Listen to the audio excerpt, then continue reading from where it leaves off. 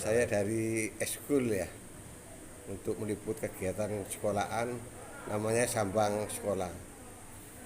Hari ini ketemu dengan beliau-beliau yang bisa menjadi inspiratif kaula muda ataupun dengan Saya siapa ini. Abdus Salam, ngajar di SMP 42 Surabaya. Terus dengan bapaknya satu ini. Saya Beni Sari Asmara, ngajar di SMP Negeri 42 Surabaya.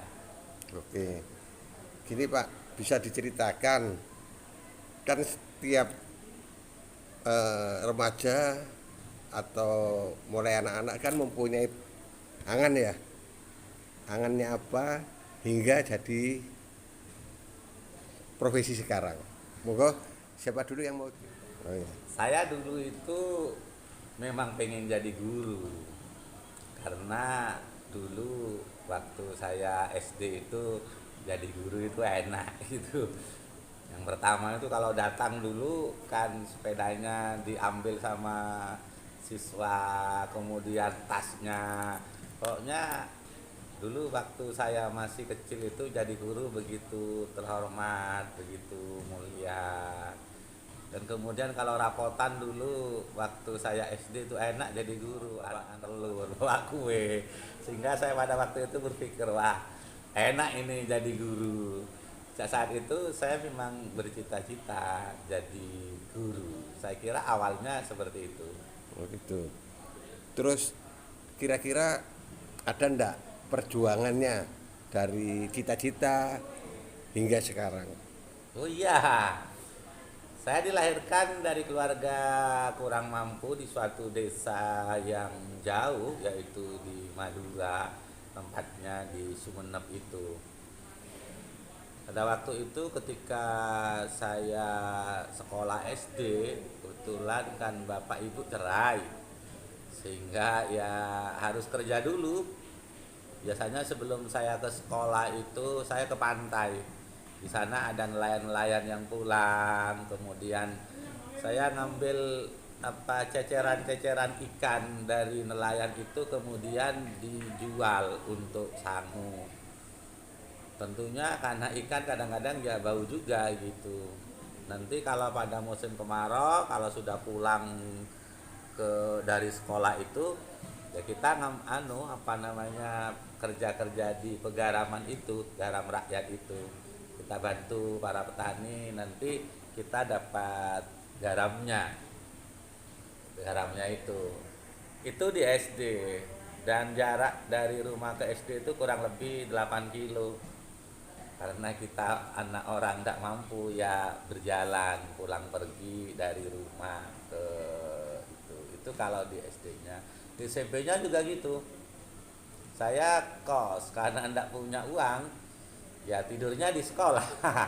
Jadi mungkin tidurnya di sekolah. Jarak dari rumah ke SMP dulu saya SKKP, Sekolah Kesejahteraan Keluarga tingkat pertama di SKKP itu jaraknya kurang lebih 20 kilo dari rumah. Karena kita tidak punya ya kita tidur di sekolah, pulang sampai juga ke SMA-nya seperti itu. Saya numpang di rumah orang itu yang kebetulan juga guru beliau sampai ya lulus. Saya masih ingat ketika lulus itu saya tidak ikut yang namanya orang rekreasi karena kan tak punya uang, tapi kemudian saya pengen memang jadi guru, sehingga ketika pada saat itu oleh bapak diberi uang 25.000, saya tidak untuk jajan tetapi dibuat untuk mendaftar kuliah di IKIP. Kemudian setelah ujian di IKIP itu kemudian pulang, ya saya kerja apa? Kerja jadi kuli bangunan. Uang itu dikumpulkan dengan harapan nanti ketika diterima di IKIP itu bisa untuk jadi bekal. Ternyata alhamdulillah 2 bulan kemudian itu diterima, tapi kemudian kan tidak punya uang.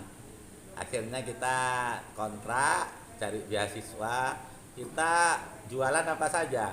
jualan koran, jualan buku, nyemir sepatu di Surabaya sampai itu 6 bulan di situ. Kemudian tidak punya biaya, akhirnya tidur di masjid. Saya tidur di masjid di sana sampai lulus diploma 2. Setelah diploma 2, kemudian sudah bisa ngelesin sampai ke diploma 3 dan ke S1 sampai jadi guru. Itu Pak ya. Sekarang gantian ke Bapak Beni ya. Sama pertanyaannya, monggo Pak Beni. Terima kasih. Mungkin pengalaman saya dari awal hingga jadi guru bisa dibilang hampir bertolak belakang dengan Pak Salam, di mana Pak Salam memang berangkatnya dari nol. Justru saya terbalik, saya adalah anak orang mampu, tetapi saya berusaha memposisikan diri saya menjadi orang tidak mampu supaya saya tahu bagaimana susahnya orang yang tidak mampu itu. Kalau saya bilang orang tidak mampu, saya dosa. Karena apa? Orang tua saya sangat mampu. Sehingga setiap sekolah saya berusaha untuk bagaimana bisa punya uang dengan hasil jerih payah sendiri. Dan itu dimulai dari saya SMP. Jadi saya setiap hari Minggu itu membantu teman jualan roti sambil jalan gitu sampai SMA dan sampai hampir D2, sampai seperti itu. Sampai orang tua itu heran, "Loh, mengapa kamu kok begitu?" Saya ingin tahu aja bagaimana susahnya cari duit. Nah itu. Dan cita-cita di awal saya memang nggak ada untuk jadi guru. Saya tidak pernah bercita-cita.